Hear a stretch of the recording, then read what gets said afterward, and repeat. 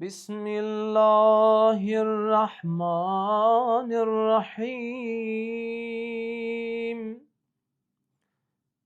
Allahümme erzugni fihi ta'atel khashi'in. واشرح فيه صدري بإنابة المخبتين بأمانك يا أمان الخائفين. Bismillahirrahmanirrahim. Ramazan ayının 15-ci gününün duası. Allahümme rzuqni fihi ta'atel xaşi'in ve şrah fihi sadri bi inabetil muhbitin bi emanike ya emanel xaifin. Allahım, bugün də mənə muti və təvazükar bəndələrin itaətini nəsib et. Qəlbimi sənə yönələnlərin, mutilərin, sənə itaət edənlərin inabəsi ilə aç. Və məni öz amanınla qorxanlara aman olduğun kimi amanda saxla. Əvvəla bu duanın ilk istəyi budur ki, ilahi məni mutilərin itaətini nəsib et. Muti o insana deyərlər ki, Allahın bütün əmr və qadağalarında hazırdır. Allahın sözü ilə oturur durur. İtaət edən bəndiyə deyərlər mutiyə. O Allahın sözündən çıxmır. Allahın əmr və qadağalarına riayət eləyir və ömrünü Allahla keçirdir. Bu duada istəyirik ki, Allahdan ibadətimizi, növbəti buyurur ki, xaşiin. İbadətlərimiz xaşilərin, mutilərin namazından olsun. Yəni, sıravi bir namaz olmasın. Əyilib qalxmaqdan ibarət olmasın. Mənim namazım, ibadətim muti və xaşiin, onların etdiyi ibadətdən olsun. Bəs mutilərin namazı necə olur? Xaşi, o mütəvazı bəndələrin ibadəti necə olur?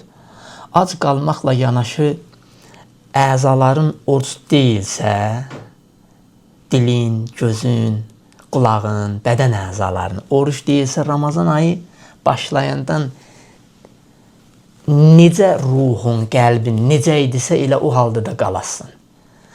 Ramazan ayında gərək dilin, gözün, qulağın, bədən əzaların oruç halında olsun. Yəni dilini, gözünü, qulağını haramdan qoruyasan, dilin də oruc olsun, gözün də oruc olsun, qulağın da oruc olsun, bütün əzaların.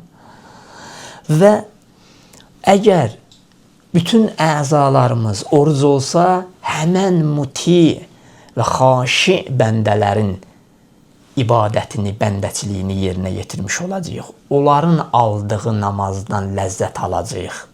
Baxın, burada bir ayəni mən söyləyim. Allah Teala Müminin surəsinin 1-ci və 2-ci ayəsində buyurur ki, möminlər nicat tapdılar. Kimlər? Nicat tapanlar kimdir? O kəslər ki, namazlarında xuşu içindədirlər. Yəni, Allahın huzurunda əzilirlər. Allahın huzurunda bir mənada kiçilirlər. Allahın huzurunda özlərini yox görürlər, yox bilirlər. Onun qüdrəti, əzəməti qarşısında.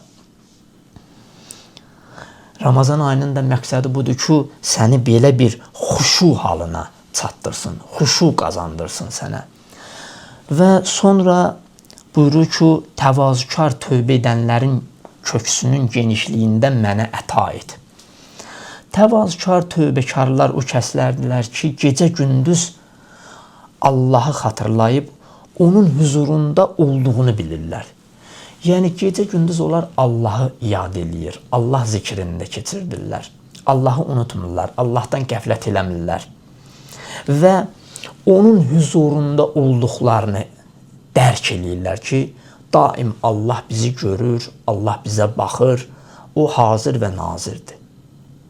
Daim Allahın huzurunda özlənir. Buna görə də onlar heç vaxt Allahın xoşuna gəlməyən addım atmırlar.